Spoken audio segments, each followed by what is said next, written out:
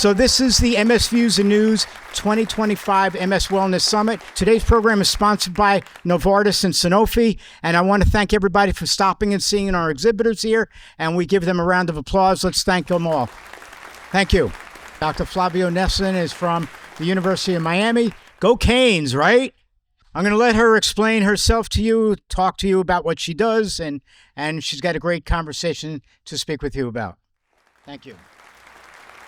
Well, first of all, I want to say how happy I am to be here and how excited I was to hear the first three presentations. I mean, Dr. Aces, Dr. Harris, Dr. Mehta. These are things that I believe in and I think are extremely important for MS patients. So thank you for that. Remember, stay in the moment. Remember, take care of your mental health. And I like use food as medicine. I love that. So if you are my patient or you have been at our clinic, you know that we recommend diet, we recommend mental health care, we recommend all of these things that we've talked about, especially exercise, right? And I think that you are becoming better patients by learning all of this, and hopefully you will pass the word around because, not everyone has access to this. So thank you for being here and thank you for hopefully educating other patients and other people around you. So, the actual program speaks about BTK inhibitors and CAR T, which are important topics, but they're not FDA approved yet. Okay, so BTK inhibitors are in phase 3 trials. One was taken out of the market, no longer in the running because the trial was negative. The second one was barely positive. The FDA is giving FDA approval because there's not much to offer patients with non-active secondary progressive MS, which is when you don't have any relapses. And again, it's not FDA approved yet. So I think these are conversations for either when we have a CAR T clinical trial enrolling, which we're not, they're being put on hold. And what are the concept of the BTK inhibitors and the CAR T cells are basically the same as the anti-B cell therapies. So it's just different ways to attack or destroy the B cells, right? So some of you are on medications that attack the B cells, which is half of your immune system, and they're very effective. But there is this concept that perhaps some of the B cells inside the brain, in the central nervous system, are not being reached by some of the therapies that we have available. So again, I think this perhaps is a conversation for another time when these therapies are available, because they are not available yet. So I often get questions about stem cells. Right? Are they good? Are they not? And I mean, I can introduce myself if you want me to, but I think it's already there. I don't think I need to speak too much about me. And some of you already know me. But the stem cell issue is complicated, right? Because there are misconceptions about stem cells. And that's, I think, something that we need to clarify, that I think is very useful to clarify. What we have available, who is a candidate, et cetera, et cetera. And again, I'm sorry if I changed the title of the talk, but I feel like this is more important, right? Because it is something that is currently available and will be available for patients with secondary progressive MS soon. So how many of you already know this. You know what multiple sclerosis is. You know it's an autoimmune disorder, chronic, right? Your immune system is attacking your brain and your spinal cord. Your immune system is overactive, right? We don't want to boost it with any kind of vitamin that makes your immune system stronger. We want to calm it down, right? So what about the difference between relapsing MS and secondary progressive MS? If we take 100 people and we don't treat them at all, after 10 to 15 years, half of them will develop secondary progressive MS. Now, how do you know if you have secondary progressive MS? It's hard because sometimes you're transitioning, right? So in the first phase of the MS, you tend to have relapses, at least 85% of patients with MS have relapsing remitting MS, right? And so you start with relapses, symptoms that come and go, and then you feel fine, back to baseline. And it's very important to make it or separate a true relapse versus a pseudo relapse, right? A lot of people don't understand the difference. And when I ask, how many relapses have you had in the last year? Oh, I've had many. That's probably not a real relapse, right? Your symptoms will fluctuate when you have a bad day, when you have a good day. And guess what determines if you have a good day or a bad day? What do you think it is? Any ideas? Overdoing it. If you overdo it today, you're going to pay for it and you're going to have a bad day tomorrow or the next couple of days.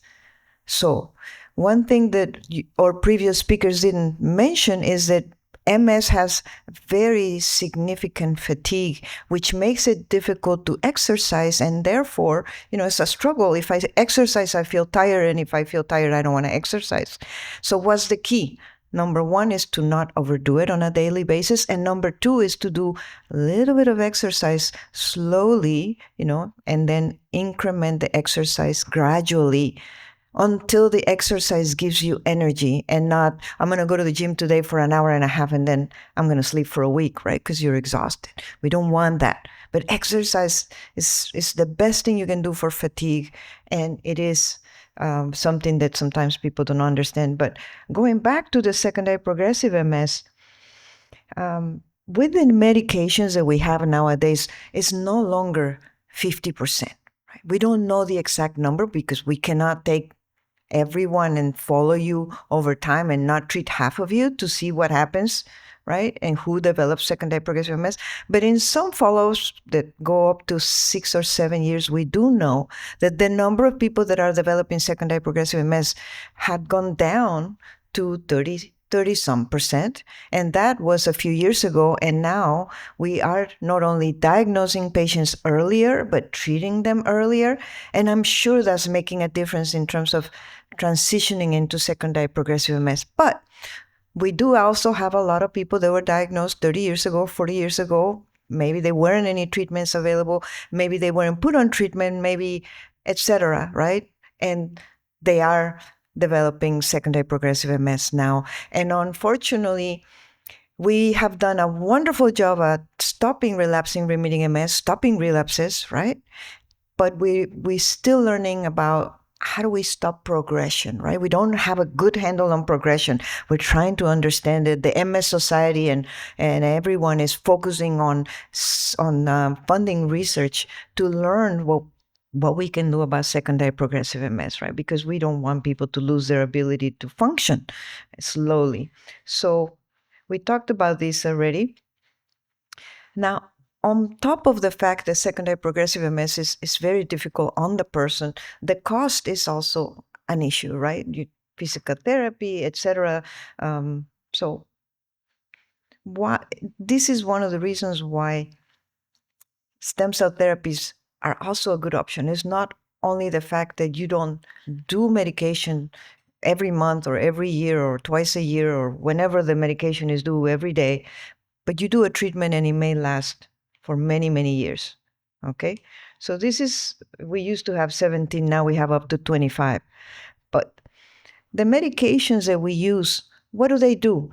They are basically immunomodulating your system, right? Your immune system, basically changing the way your immune system is behaving by destroying one cell or another or making them go through a different pathway.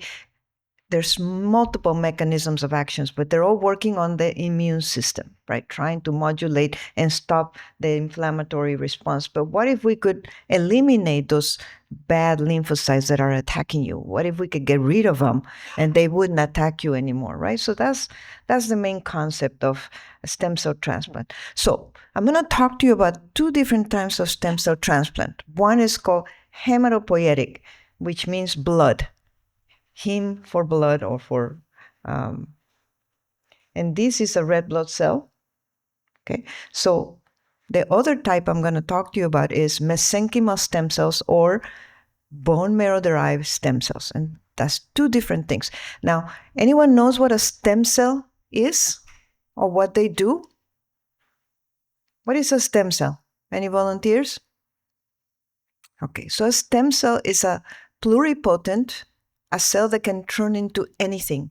Think of it as a baby or as a child, right? That child can become, I don't know, a lawyer, a nurse, a teacher. Right? So same thing with the stem cells. They have the power to become any cell they want to be.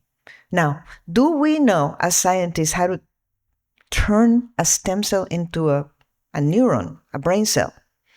No, we don't. Not yet. It's too complicated, right? And we also know that these stem cells can actually turn into a neuron and then switch and turn into something else.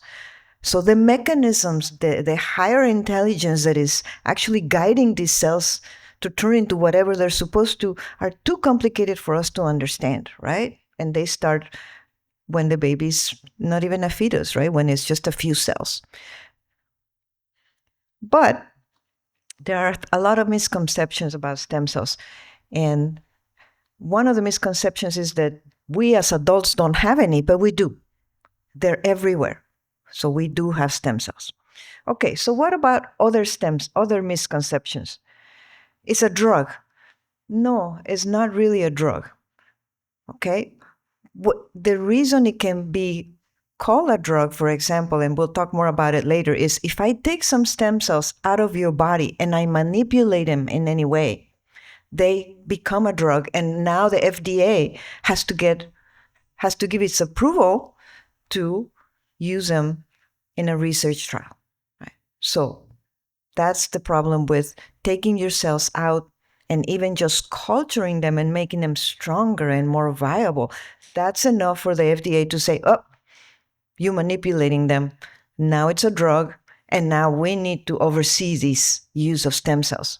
So it makes it a lot more complicated, right?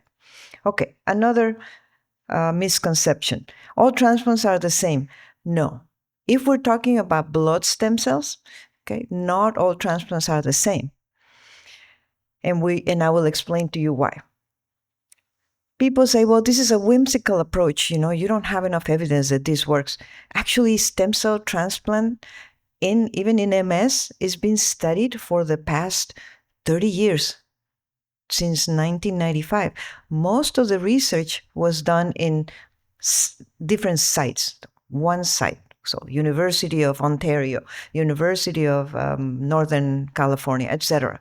And so there are not very many multi-center trials all looking at the same thing, and that's what I want to talk to you about. But we have a lot of data from individual sites saying, it's helpful, but also with some complications and things not going well at first. But we learn from those trials. We learn what perhaps we were doing wrong, and now we're doing a better job, and the transplants are not as toxic or as dangerous as they used to be 30 years ago, 20 years ago. Right?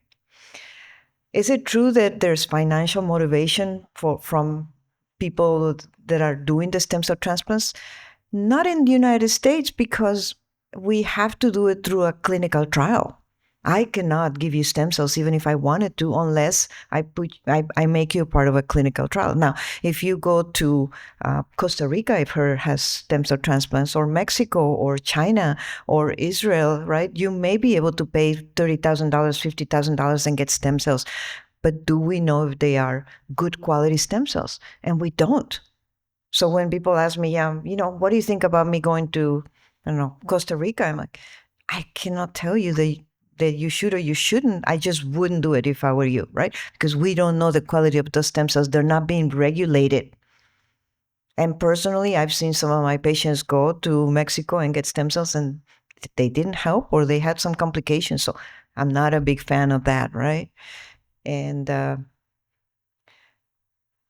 what about unethical for patients or insurance to pay? Why, right? If your insurance can pay for a treatment that is being done by a qualified physician in the US, why not, right? Especially if now the MS community is saying this is actually a treatment that we recommend for aggressive relapsing remitting MS, which is what we have right now. So So insurance at some point will hopefully pay for this. We're just not there yet. We're still doing the research. We're still showing, yes, this works. Now, do stem cells have a neural repair effect? When they come from the blood, we don't really see that. Okay, we see that perhaps they work on decreasing inflammation to a certain degree, but we don't necessarily see that they turn into neurons and repair the brain in the blood, right? If we take them out of, say, and I'll explain this later, if you take them out of your blood and then we put them back in, they don't seem to have that effect. Is an experimental drug treatment? Well, it is now, yes, but it has been used in many other diseases, not just MS, and it does work. You've heard of bone marrow transplant, stem cell transplant for leukemias in children, right? That is basically gold standard treatment once therapies have failed. It's expensive. It is expensive if you look at it on comparing what the MS drug costs on an annual basis, right? But if you look at it from the standpoint of, I do it now and perhaps I'll never need a treatment again, then it's probably more cost effective, right? Because MS drugs are very expensive. And so you're going to spend perhaps $200,000, $300,000 on a stem cell transplant, but you're going to spend $120,000 or $60,000, but for every year, for life. Treat like a cancer. Patients with MS that undergo a stem cell transplant, yes, especially a hematopoietic stem cell transplant, they do undergo chemotherapy, but it's not the same or similar to a patient with cancer. It's a little bit milder because we're not treating cancer.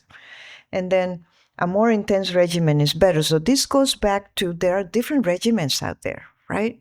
Just like there are different medicines for MS out there. Some are stronger than others.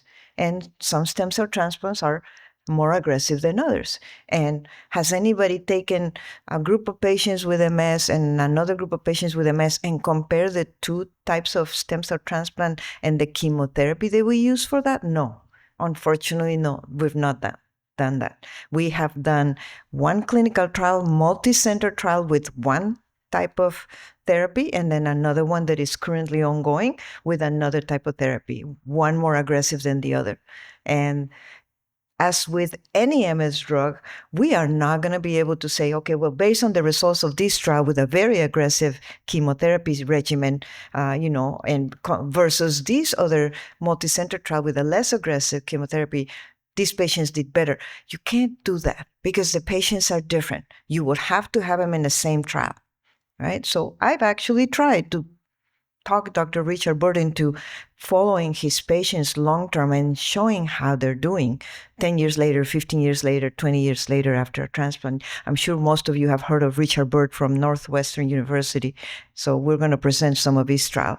And he wants to do that, but it's on his list of things to do because he's got a lot on his plate. So a few more points to clarify. We talked about a relapse. Okay, and this is the definition of a relapse. And why is this important? Because we need to have symptoms constantly present, not fluctuating, coming and going, constantly present for at least 24 hours. And what I usually tell my patients is, okay, they're present for 24 hours. Let's look at these symptoms for another 48 hours. Make sure they did not improve once you slept for a couple of nights, because you could be exhausted, right? Now, if we have new symptoms for 24 to 48 hours, clear-cut, constant, that could be the beginning of a relapse. On the other hand, if they're fluctuating, and when you rest, they feel better, they go away, and then at the end of the day, after you've worked all day, the symptoms come back, that's not usually a relapse. That's a pseudo-relapse. It can be from being tired. It can be from having an infection, like a urinary tract infection, a cold. If you have a cold, your symptoms are going to get worse. That's not a true relapse. We should not treat that with steroids. Right? If you have a fever, if you got into a hot tub, your symptoms can get worse. That is not a real relapse. Okay, so very, very important to remember that. And even when you have a relapse, you should get steroids.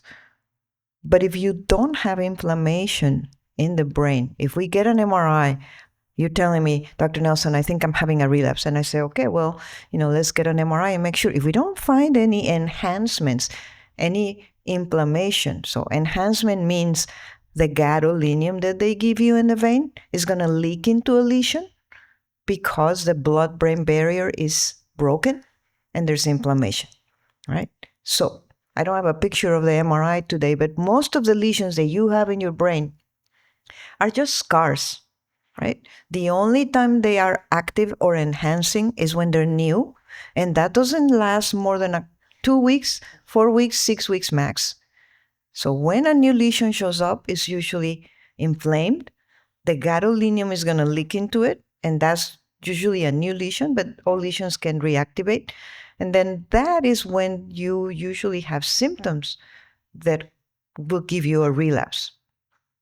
Does that make sense? And if there's no enhancement on the MRI, it's unlikely that you have a true relapse.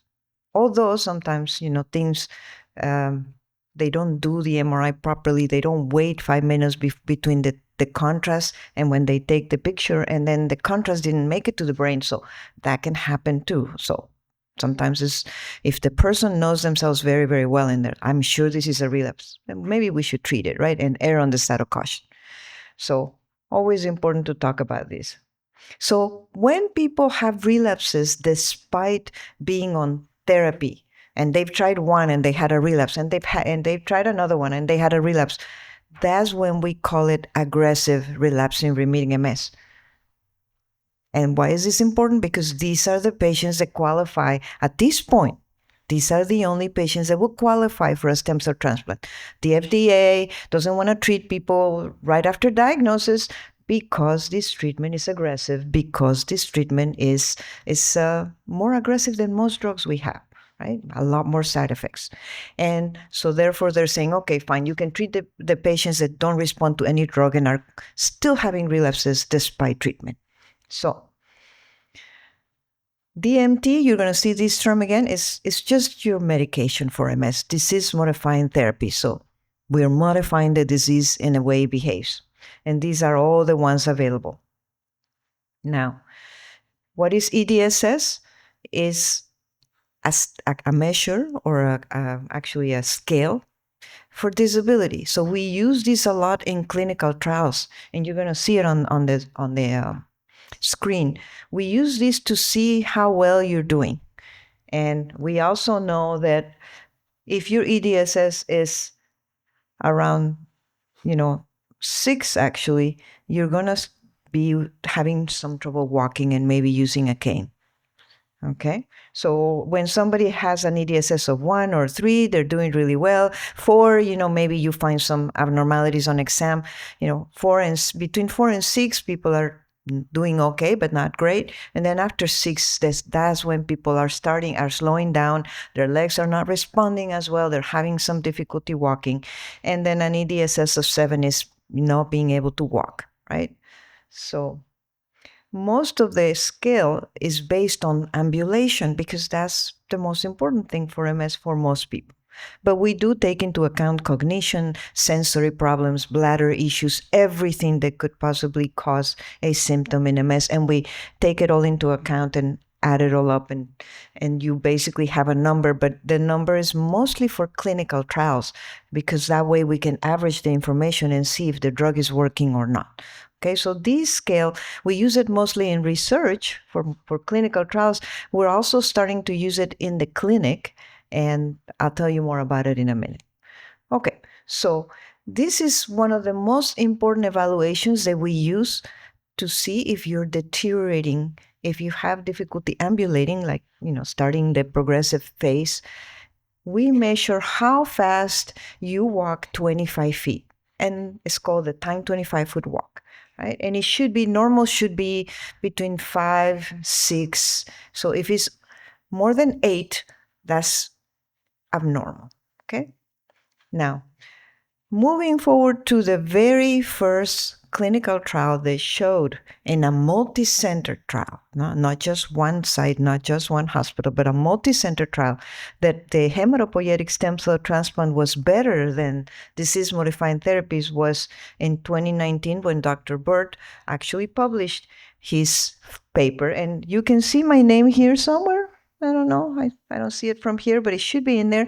I was in charge of the MRI analysis Why? Because by my training, my fellowship in multiple sclerosis was mostly focused on MRI analysis and correlations with cognition in MS. And that's most of the research that I've been doing in the past 20 years is been on MRI and cognition. But in the past few years, especially I started with Dr. Bird, I got interested in seeing, whether these treatments will help MS patients. And as you saw, or as you might have heard, this trial compared the drugs that were available at that time, right? Not the most recent drugs, because these started in 2011, and it took us 8 years to actually finalize it and publish it. So what we found is there was a significant difference between the patients treated with the drug and the patients treated with a hematopoietic stem cell transplant. And this was, I'll tell you a little bit about the study. Between 2005 and 2016, actually you started in 2005, but I joined in 2011. A total of 110 patients with relapsed and remitting MS were followed in 4 centers, and 55 of them were treated with disease-modifying therapy. And it was not the one they were on, because remember, they were failing. Right? They had a relapse. They were failing their drugs. So when they entered the trial, they were put on a new drug that they hadn't tried before. They did not stay on the drug they were on. Okay, that's a misconception. And so they were put on a new drug chosen by their physician, and then by chance, they ended up in the transplant or the drug, right? So that's what is called a randomized trial, meaning you don't know what arm you're going to be on. You're may end up in the transplant. You may end up in the medication. Is by not necessarily flip of a coin, but also we don't know. It's just a system. The inclusion criteria was people with relapsing and remitting MS with at least 2 relapses on drug in the prior year, right? And their EDSS, which we talk about, was between 2 and 6.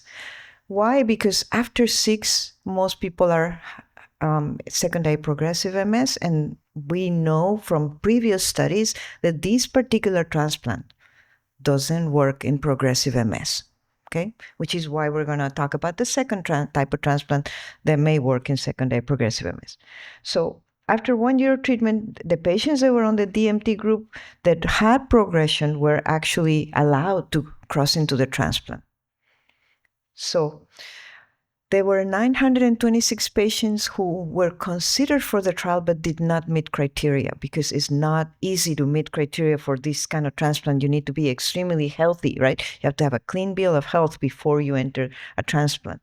And so these people had either pregnancy, which is not a bad thing, but problems with their heart, their lungs, their kidneys, etc. Now, at that point, we did not have ocrelizumab available, because it was approved in 2017. And alemtuzumab was barely approved, and they were not included. People that were treated with alemtuzumab or were part of a clinical trial for ocrelizumab, they were not included in this trial, which is one of the reasons why we have another trial now that it is including all the newer medication. And then 7 patients were lost or excluded during this study for various reasons. So what we saw is that of 69% of the 52 patients relapsed while they were on the DMT. Even though they were trying a new one they had never tried before, they still had a relapse. So that's pretty high, right? 70% of them. But only 1 patient out of 51 relapsed in the transplant group. So that's huge, right? But important to say that it doesn't work for everyone, right? There was 1 relapse on the transplant. Now, the EDSS scores, now you're educated, you know what an EDSS score is. They improved, meaning the higher the score, that's not good, right? So they went from 3 to 2, 3.3 to 2.3. So they lost a point. They actually got a little better, which is huge in the transplant, as opposed to worsen 3.3 to 3.98. Almost lost a point in the DMT group. And then interestingly, because I was doing the MRI analysis, I could not believe what I was seeing. The lesion load, the volume of lesions, the number of lesions decreased significantly. I mean, these lesions almost disappeared in some patients in the HACT group. So HACT is transplant, so either way. So that these lesions they don't tend to disappear in general, right? They're going to be there for your next MRI, etc. And I could not believe my eyes when we saw some of the responses to this treatment. Now, the time 25-foot walk, remember, walking 25 feet worsened from 5.6 to 7.9 seconds in the DMT group, whereas in the HACT group, that improved from 6.4 to 6. So decreasing of the time is good, right? Walking faster is good. And there were no deaths in either group. This is time to disease progression, and you can see a big difference. So these are the people on the transplant, and these are the people on the disease-modifying therapy. Time to disease progression, time to first relapse. I mean, it took them a lot longer, and a lot less people had progression or a relapse, right? Big difference. And what about adverse events? Yes, there are going to be adverse events because you're undergoing chemotherapy. 16 upper respiratory tract infections, urinary tract infections, varicella zoster reactivation, and 1 thrombocytopenic purpura, which means it's an autoimmune disorder of the platelets where you can bleed and it can be dangerous. Okay, no complications in the DMT group. Well, very minimal. The rate of infection was 0.19 in the HACT versus 0.2 in the DMT group. So when it comes to infections, they really weren't that different, right? It's like 0.2. So it's not usually the infections that are a concern. Now, remember one more thing, I think I mentioned it, but this was the light chemo. So this was transplant light, meaning the chemo that they give you is not very aggressive, because Dr. Bird believes that his regimen is the right one for MS patients. He does not believe that MS patients need a more aggressive chemo regimen, but not everyone agrees. So the next trial is called the BEAT MS, and this is currently ongoing. And this is also a multi-center randomized trial with autologous hematopoietic stem cell transplant versus actually what they call the best available therapy. And in this trial, we're looking at the high efficacy drugs, the Ocrevus, the Mavenclad, the Alemtuzumab, all of those, Briumvis, etc. Right? So we know they work against the older medicines. We don't know if it's better than the stronger, higher efficacy medicines we have. And this is actually sponsored by the government, by NIH. So when I was in Minnesota 3 years ago, I was a principal investigator for this trial in Minnesota. We did 2 transplants. Patients did well. Now that I'm here in Miami, they actually came. Miami originally was not part of that trial, but when I came down here, they came to me and said, we need another site. We need to enroll more patients. Would you be interested in participating? And I felt like, we don't really have anyone in Florida offering a stem cell transplant for patients with MS. So even though it's a tremendous amount of work to get ready for this trial, it took me 2 years in Minnesota, and a year here, I said yes. And so if everything goes as planned, we will be opening enrollment in April or May. We're finalizing everything. And so I'll tell you a little bit more about this one. So I already told you that we're trying to enroll 156 participants. There are 21 sites in the US and some in the UK. I don't remember how many in the UK because of the gap that between the time that I left Minnesota and here, and I don't know how many they ended up having. And then again, as I said, they want to look at not only immunological effects, safety, and efficacy of the transplant versus the best available therapy, but also cost effectiveness, because remember we talked about the cost effectiveness. And also they want to look at other things that you may have heard of, aside from findings on MRI. Some of you might have heard that now we do something called, or we're looking at something called biomarkers, which is something we can look at in the blood to see if your CNS is still being destroyed, if your neurons are dying. And, it's kind of a complicated issue. We actually have another study. This will be looking at people with progressive disease, mostly Hispanics, and how the biomarkers change over time. So that study should hopefully start at the end of this year. And biomarkers are important because it's like an MRI, but you can just get a blood test and follow disease activity by blood test. So we're making progress. So this trial, let me go back for a second. Again, At the end of the talk, I'm going to show you some information on the, what is that thing that I always forget that you can scan. A QR code, that one. So there's going to be a QR code at the end in case you want to learn more about this trial. And if you qualify or not, you can contact us at University of Miami. My research coordinators will answer you. And also you can look at the website, and pretty soon we'll be posting what are the characteristics that we're looking for. But you already know patients that are failing and having relapses while they're on their drug. And I must add, you should not be having any relapses at all, not even one. If you're having at least one relapse on the drug that you're on, that drug is not working well. And I've unfortunately found patients that have had relapses on the drug they're on, and they're still being kept on it. So that's a no-no. It used to be okay, not anymore. So please talk to your physician about it. If you've had a relapse and you're still on the same drug, it should not be. We have plenty of options. So stem cells in progressive disease, current research. This is something that I'm very excited about. Why? Because we have the opportunity to potentially offer stem cells to someone with progressive disease, specifically secondary progressive. And although we still don't know how well it will work, at least we're going to try. At least we're going to test it. And the company that's bringing this to us is called Neurogenesis.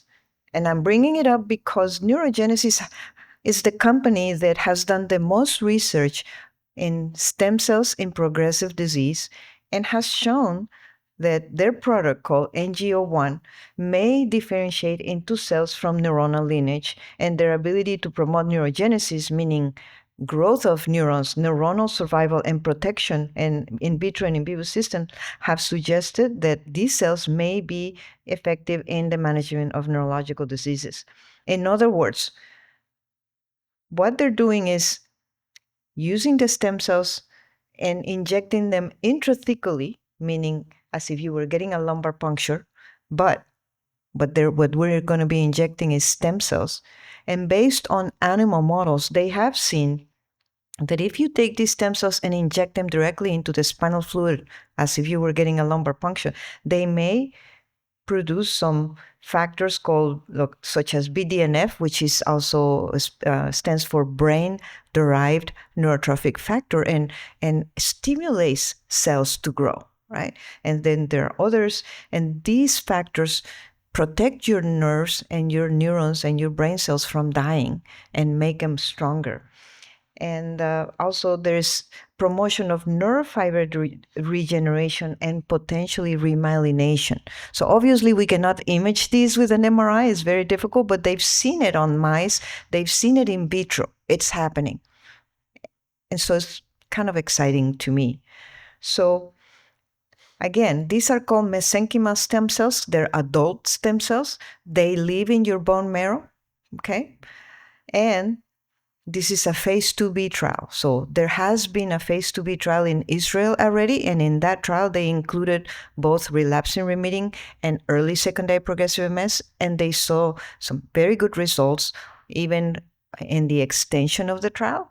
And so based on those results, and I don't have a lot of time to go into that, but based on those results, they're bringing the trial to the US, and we're going to do 4 sites in the US and 2 sites in Israel. So the inclusion criteria for this trial, you can be 18. There are people with progressive disease that are very young. So 18 to 65. And I want you to know that most trials, they have a cutoff of 55. And this trial has a cutoff of 65, right? And which is very good. We want them to have a diagnosis of secondary progressive MS according to McDonald criteria, and a worsening of the EDSS over the prior 2 years, at least 1 point if your EDSS is less than 6, or 0.5 of a point if your EDSS is already 6. And that should be at screening when we're looking to see if you qualify for the trial. Or it could be a worsening of your time 25-foot walk of at least 20%. So if your physician is documenting how long it takes you to walk, and they should have that if you were at some point placed on a medication called Ampira or dalfamprin. Because if you're going to be put on that medicine, which is called it's also called the walking pill, it helps you walk better. Your insurance company needs to know how long it takes you to walk 25 feet and to show them that that is not a normal amount of time. And then they will approve the Ampera or the dalfamprin, because that is the metric that was used in the phase 3 clinical trial to approve it in the first place. So does that make sense? So if the FDA approved the walking pill based on improving the time 25-foot walk, they want to see the uses of normal, right? And so therefore, for some of you, you may already have this metric, and for some of you, you can always ask to get it done. We usually do it on everyone that's going to get dalfamprin, and we're also going to start doing it on everyone in a different visit that's coming up soon, called the Comprehensive Annual Reference Exam, in which every patient will undergo all the metrics that a research patient undergoes. And then we're going to have like a database, and we're going to follow these patients over time, and everyone will have all the metrics that we don't have time to get on a regular visit, right? So during this visit, we're not going to talk to you and ask you how you're doing. We're just going to measure everything: cognition, walk, this, that, depression, anxiety, sexual dysfunction, etc., etc. So more to come on that, and you don't have to be our patient to undergo the care visit. You can do the care visit with us and go back to your neurologist. We just want to try to make sure that we're following people and understanding whether they're progressing or not with better metrics, and not just by, well, I feel like I am, or, well, I don't know, I don't feel good. It's hard sometimes if we're not obtaining those metrics. So one thing that you must have a time 25-foot walk between 8 and 25 seconds to qualify for the trial, right? Because if it's costing you a minute to walk 25 feet, then perhaps this is not going to happen, right? It's not magic, right? And people that have difficulty walking and takes them more than than 25 seconds, most of the times what we're battling is a lot of spasticity, which is different. And the stem cells are not going to be able to take away that spasticity. That's a different problem. Does that make sense? So it's not that we don't want to help those people, it's that sometimes that's a different complication that we need to handle, maybe with a baclofen pump, etc. But spasticity is just a different animal. So these are the patients that we're going to be looking for. Again, it's a phase 2B trial. If this trial goes well, then we will move to a phase 3. And what we're looking for is whether people improve in their time 25-foot walk, and who wouldn't want to walk a little faster, a little better, right? So this is important not just for us as clinician scientists, but for patients, because they're going to improve their ability to ambulate. And obviously, we want to look at any adverse events and make sure it's safe. So far, so good. Now, we want to enroll 45 patients. 15 of them are going to undergo the high dose, 100 million cells, 15 low dose, 50 million cells, and 15 placebo. Why placebo, would you say? Because that's what the FDA wants. The FDA wants to see that these patients being treated are doing better than the ones not treated. And I want to treat everyone, but it's the FDA's call. And again, 6 sites, University of Miami. I'm the principal investigator for all the sites, including the 2 in Israel, but we have Miami, NYU, Harvard, and Cedars-Sinai in LA, and we're hoping to open enrollment in the 4th quarter of 2025. Again, we will be sending a newsletter to your neurologists. All the neurologists in the area are going to get a newsletter letting them know that we're starting to enroll for the previous one, which is called the BEAT-MS, and this one, which is Neurogenesis NG01. And I wanted to tell you real quick, these cells for the secondary progressive MS, they're coming from your hip, from your bone marrow. The cells from the previous trial are also coming from your bone marrow. The difference is, if we're going to do the BEAT-MS, the first one, we're going to give you a medicine that's going to make them come out. And that medicine will make them come out from the bone marrow into the blood, and then we take them out of your blood, and we save them. Then we give you the harsh chemo, and then we put them back in. So what they're doing is really helping you recover more than anything. And what's doing most of the work is the chemo. See the difference? The second trial, there's no chemo. There is no chemo at all. We're taking the cells directly out of your bone marrow. So they're more pure. They're they're more protected, and we are taking them out. We're making them stronger, right? We're making them grow and become stronger. And because we're manipulating them to be stronger, the FDA is like, oh, that's a drug. You're manipulating them. Yeah, that's why we need the FDA approval. And we got it. I already got FDA approval here in the US.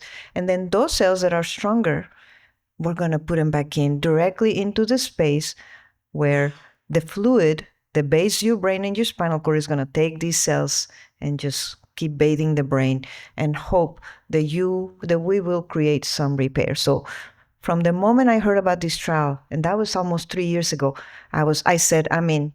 And we were just one of the sites. For some reason, I ended up being the principal investigator for the whole trial, which is a lot of work. But again, I'm doing this because I believe that it may help a lot of patients. And in conclusion, the treatment with hematopoietic stem cells is encouraging, but further research is needed, as you know, to assess long-term outcomes and safety. Everything is about what happens in the future, what happens 20 years later, right? We have a lot of data of what happens now with all the drugs. We don't have a lot of data of any complications in the future. And again, treatment with intrathecal stem cells for secondary progressive MS deserves further investigation. So with that, I hope I didn't go over. Thank you very much. And there's a QR code. Thank you. I will be getting around to the audience after I go through the first about 10 questions that are here from online. Okay? So I don't want to be going back and forth. Legs are getting tired, all right? All right. The first one says, what exactly are the stem cells fixing? It doesn't sound like he was paying attention. Maybe not.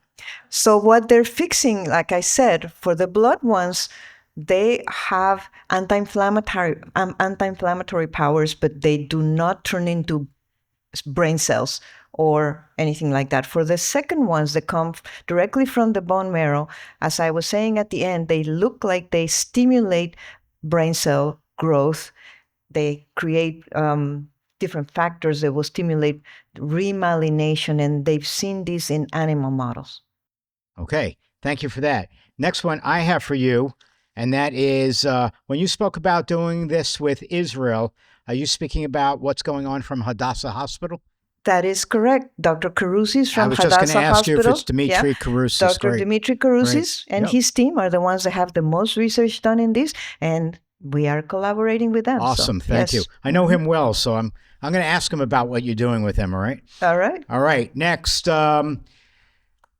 person asks, you're testing for SPMS. Why not hear anything about trials for, why do I not hear anything about trials for people with PPMS in stem cell? I completely agree. I would love to. Right now, we're focusing on secondary progressive MS because there is nothing for secondary progressive. At least primary progressive has Ocrevus, right? We all know that. In the future, I would like to consider that, and I'm sure we're not done yet. Thank you. Next one. Have you knowledge if many people with MS-related neurogenic bladder and bowel choose surgical intervention to manage those two conditions? Could you repeat that, please?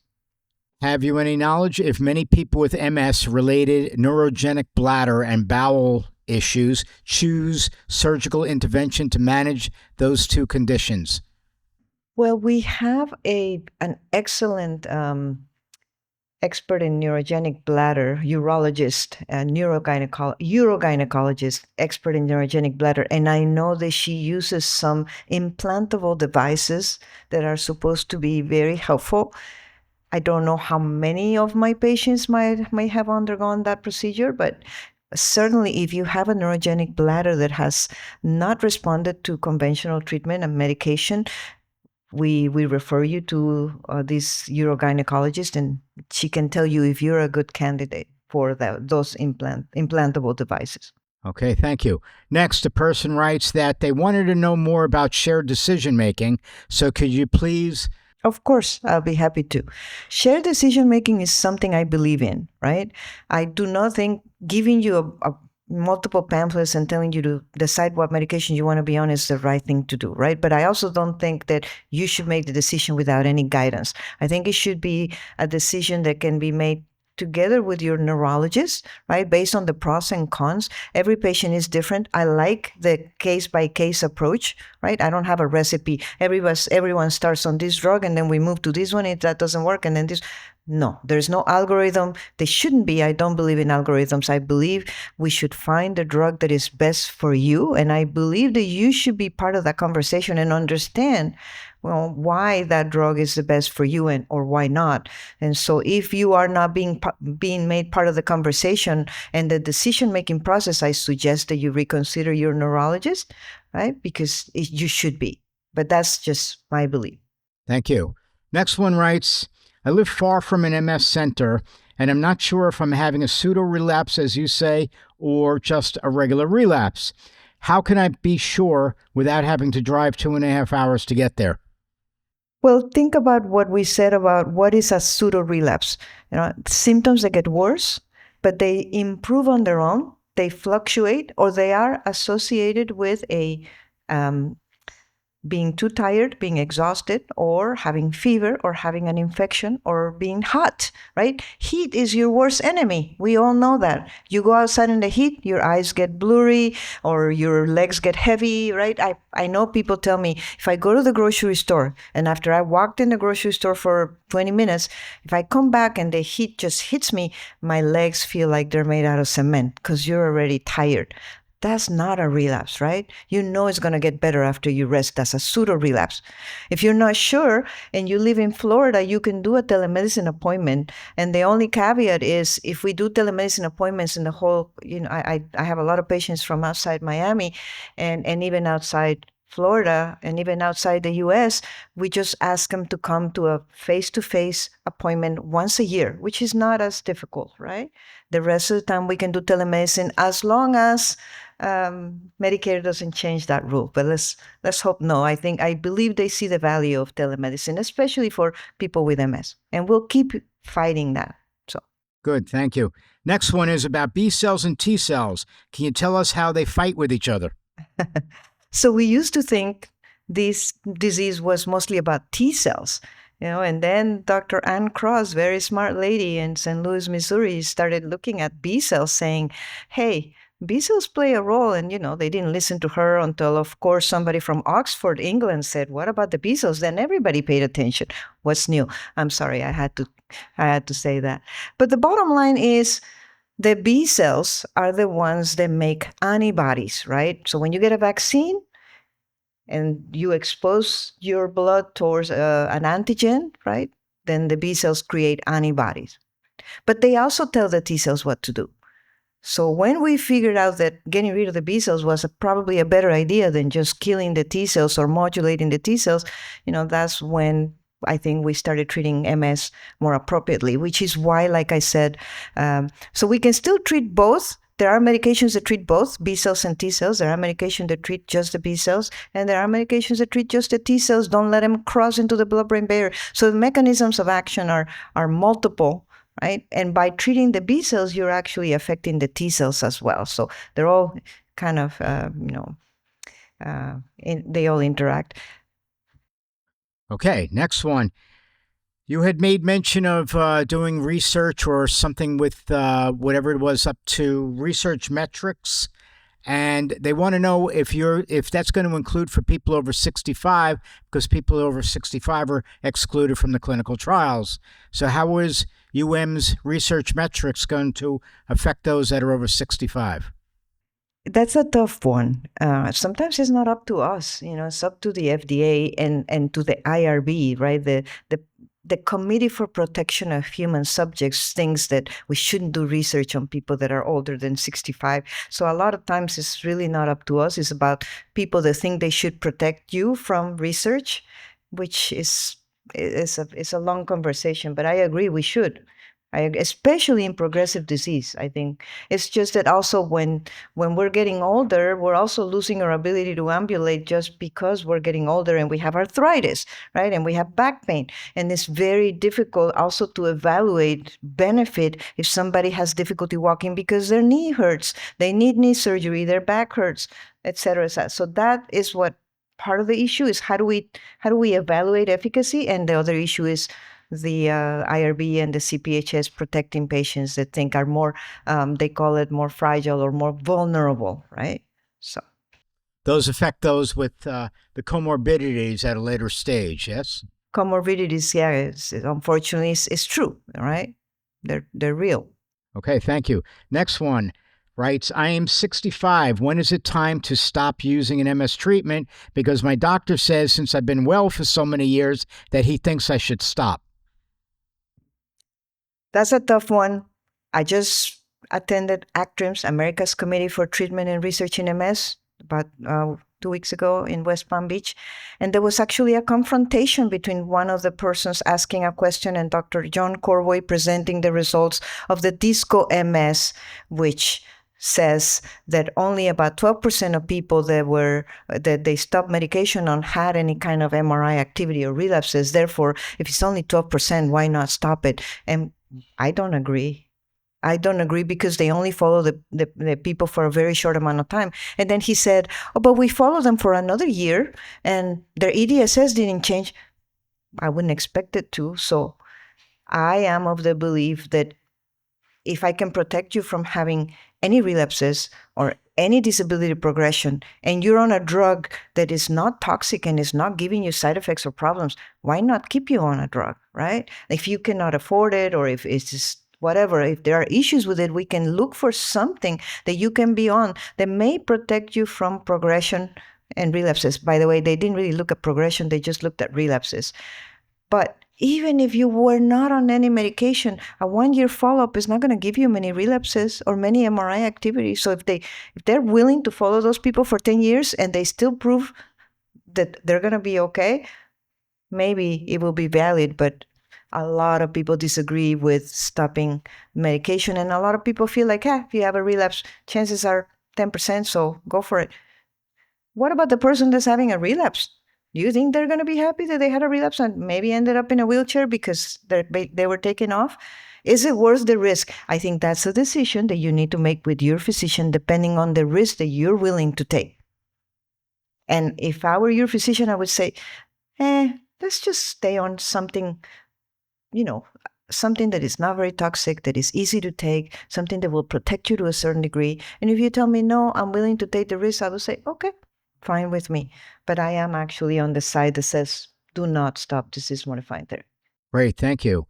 Next is, what do you recommend for people for pain management with severe spasticity, especially while sleeping? Strong antispasmodics, right? And for that, you need to see maybe an expert from PM&R, physical medicine and rehabilitation, and be evaluated for a baclofen pump. So when the spasticity is so severe that we as neurologists cannot manage it and you're not comfortable and you're in pain, we need to get someone, we need to get reinforcements. We need to refer and get someone from PM&R. And I think that will be the way to go. Thank you. Next one. Tell us about the 9-hole peg test because my hand doesn't want to do what the doctor wants me to do. Then the 9-hole peg test is a test to evaluate coordination and strength, right? It can be done with one hand or the other. So we use it to evaluate disability as well. Now, one thing that the previous presenters did not mention is the power of the mind, right? Mind over body and mind and body connection. I do believe you can create new pathways. If you set your mind to it, you can create new pathways, right? Your brain is not all malfunctioning. You still have a lot of good brain and you still can teach your brain to work in different ways. So I would say keep working on it. Do not give up. Keep working on it and believe that you can improve because your attitude and your mind sometimes are more powerful than your disability. Thank you. Next, BTK inhibitors. They've heard about it. They heard about Gemini's study and a Hercules study, and they would like you to talk about it, please. Hercules was done in secondary progressive MS. It was BTK inhibitor versus placebo. It did show a decrease in disability progression of about 31%, right? And so that was in secondary progressive MS.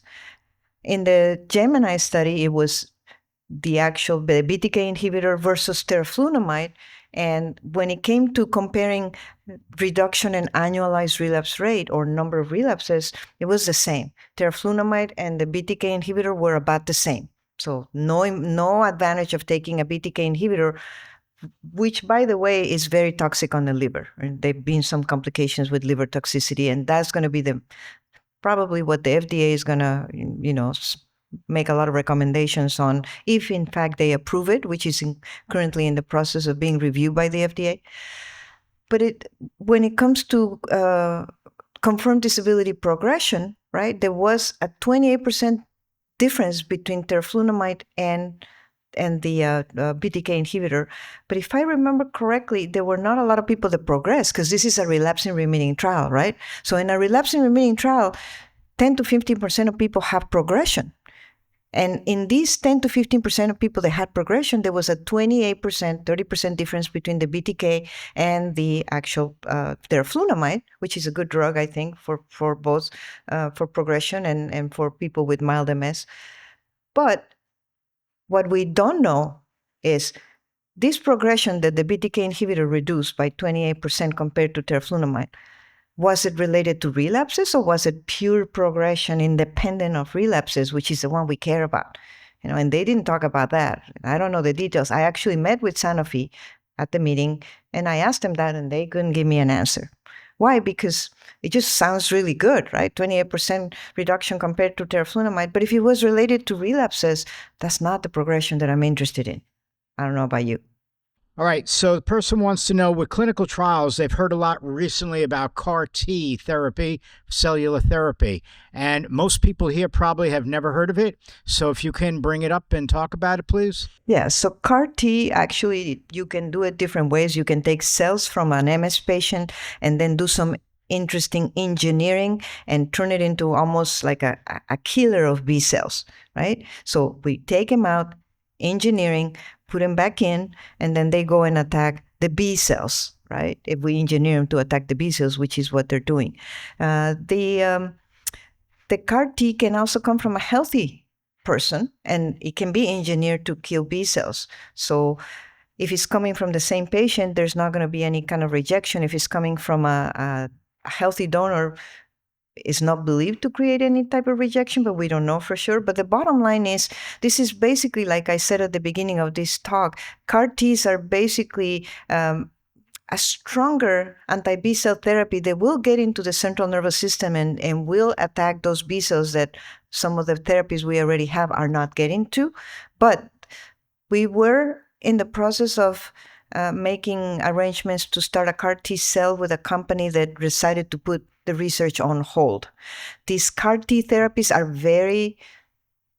they can be very toxic. They can create complications. So at this point, there is, I believe, a phase 1 and a phase 2 trial of CAR T ongoing, right? And then the third one was put on hold. So they're going to look at CAR T in relapsing, CAR T in secondary progressive, and CAR T in primary progressive. And let's hope that they do a better job than the medications we have. I think then they opened up the trial again. Are you talking about BMS? Which one? Bristol Myers? No, that one is ongoing. Kyverna put it on hold. Yes. So if anybody wants to know about this CAR T therapy, I did an interview in New Jersey a few months ago with 2 leading doctors from one of the pharmaceuticals about CAR T and what they're doing for it. And you can learn all about it if you just go to our YouTube channel and type in CAR T cellular therapy. You'll find the interview. All right. The last question from online is, they want to know what are considered the most efficacious treatments on the market right now. None of the medications have been compared head to head, right? We don't have a trial that compares one versus the other. So I can't answer that based on, evidence.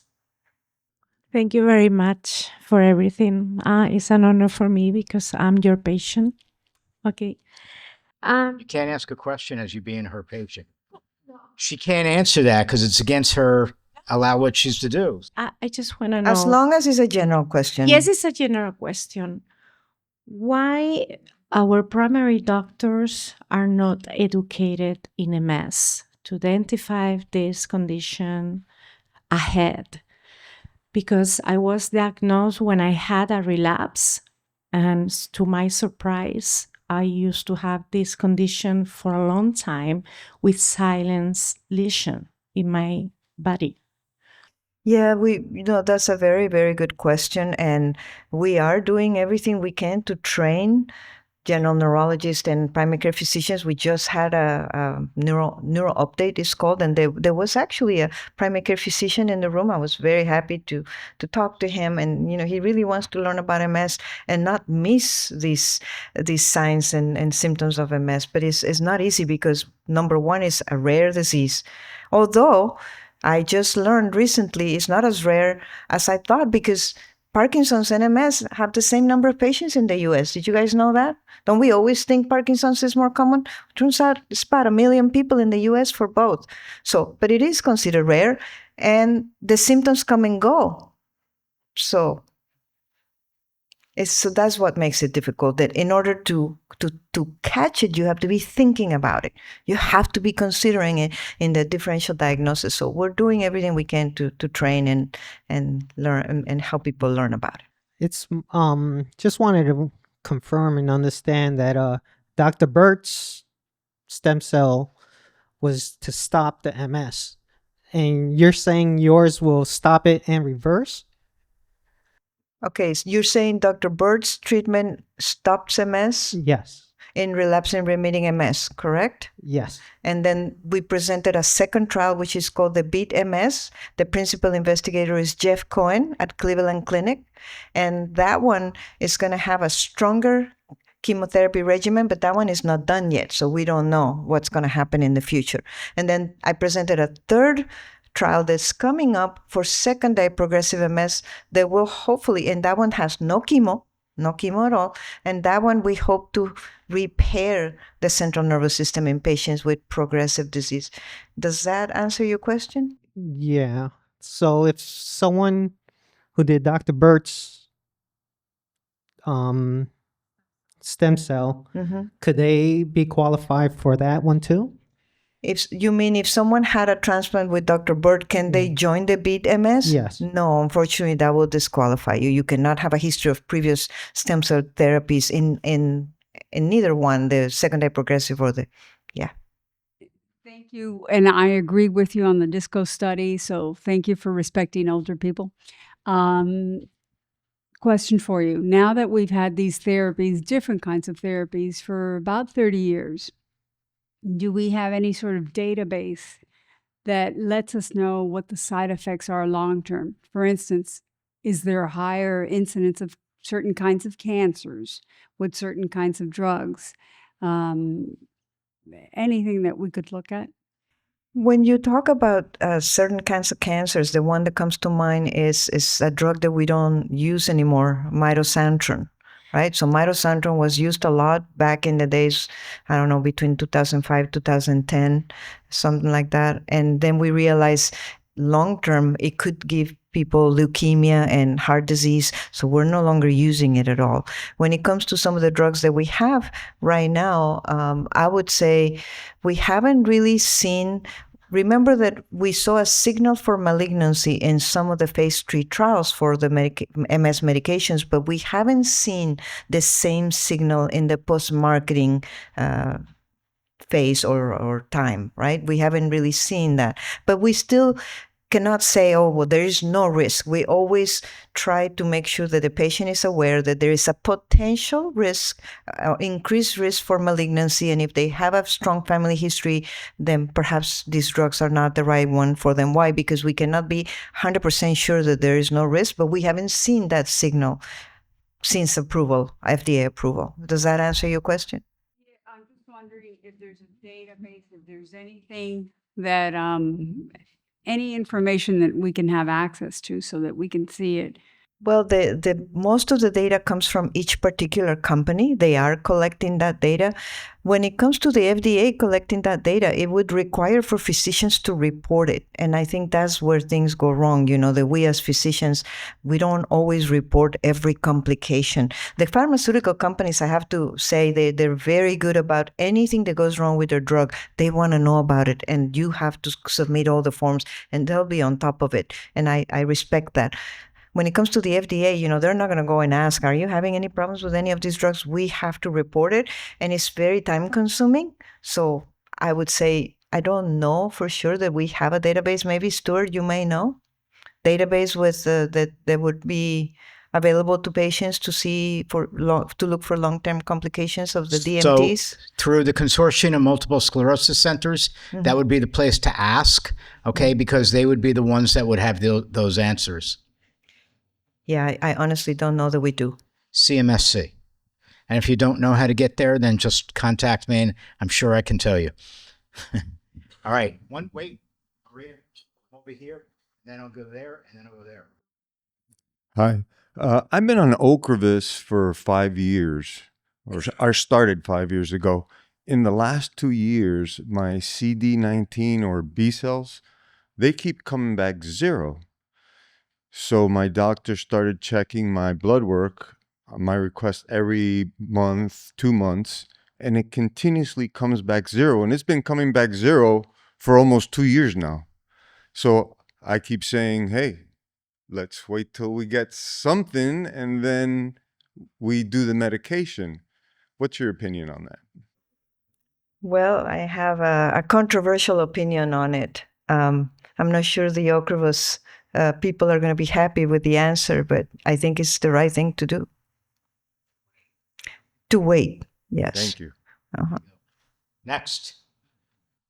Hello, thank you so much for all of your knowledge and expertise. I brought a smile to my face when you said that sometimes the MRIs don't give you the best picture when it comes to the relapses. If you're looking for the active lesions, my worst relapse, the very worst one that I ever had, took me out for 3 months and we had minimal enhancement, almost nothing.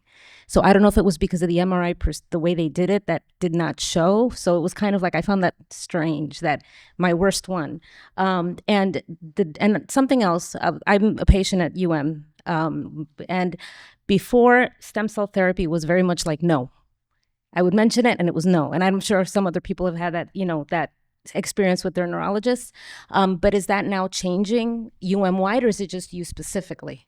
No, I think it's changing. It's definitely changing. It's more accepted. So to be able to, for example, if I wanted to enroll in the care visit where you said like you do all of the different assessments, do I have to do it via my neurologist, or could I just make like a separate appointment? Yeah.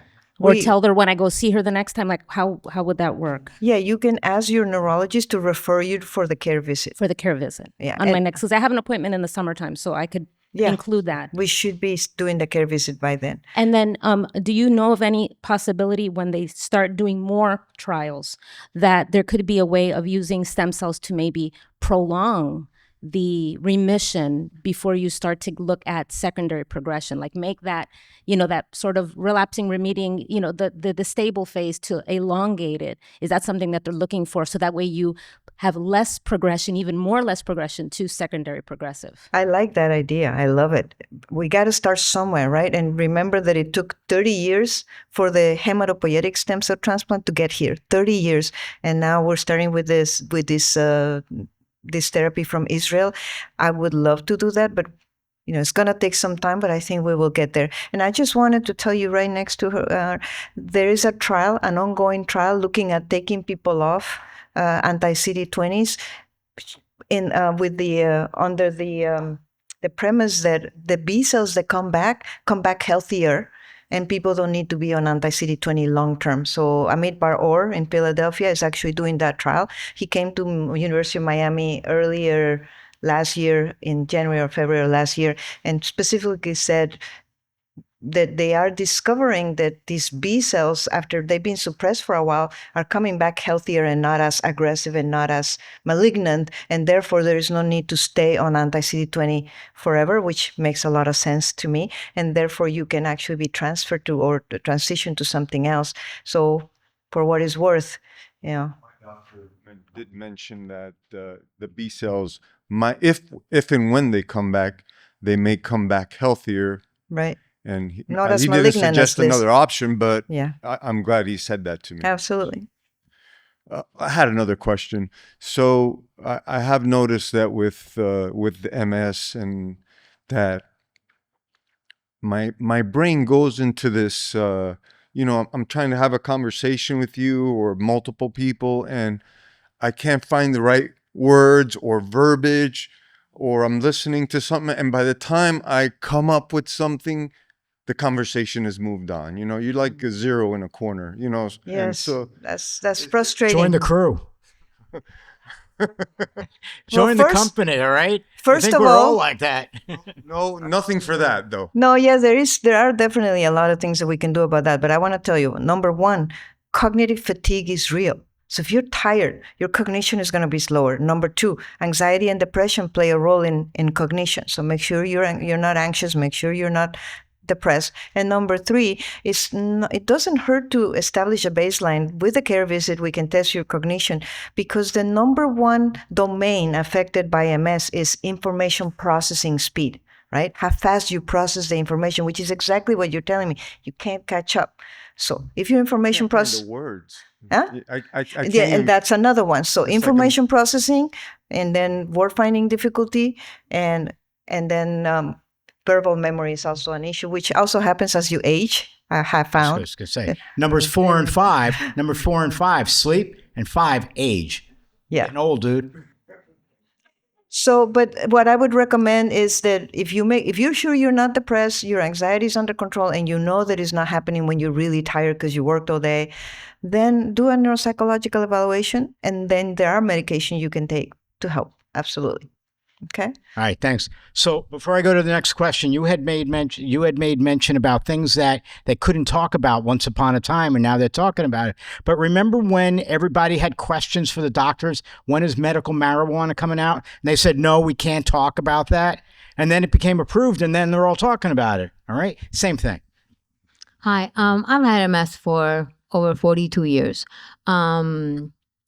Years after having MS, I started with sciatica, and I get the procedures done, and 2 weeks after, I'm back on the pain. They told me to burn the nerves, They told you to what? to burn the nerves on the sciatic, okay. sacroiliac. That's exactly what they said. Right. Would you suggest me doing that?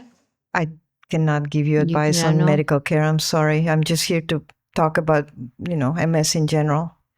Thank you for this topic, especially regarding secondary progressive MS. So I've been living with MS for about 21 years. Yes. No, I know. But I haven't had a relapse in about a long time. But my last relapse, if you will, or what affected my mobility was I was told basically you have secondary progressive MS. So there isn't After a lot of relapse, you said?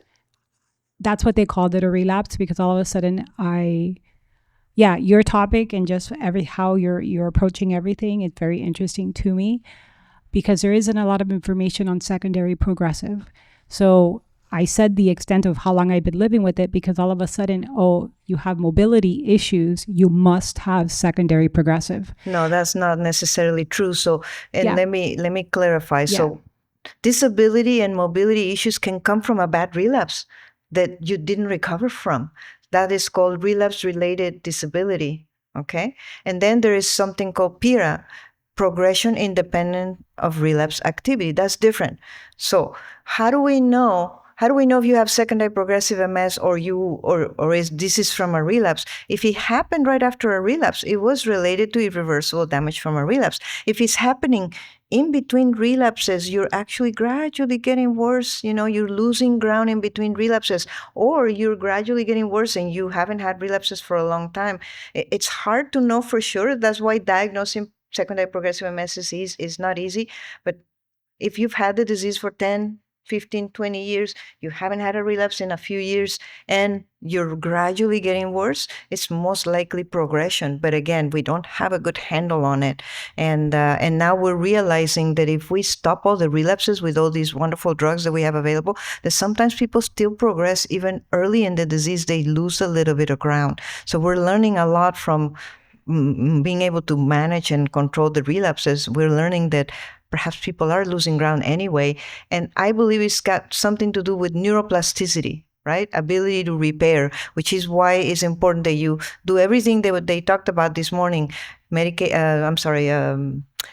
diet, exercise, meditation, etc. All of that helps you with neuroplasticity, helps you repair, and it's a very, very powerful weapon that we should not, ignore. So my question: is there, besides what's going to happen towards the latter part of 2025 with the stem cell research, trial, are there any other trials that's going to be looking at secondary progressive MS? Well, remember the BTK inhibitor that we talked about, the Hercules trial? That one is about to be FDA approved, and I'm sure they're probably going to get an indication for secondary progressive because there's nothing else out there for it.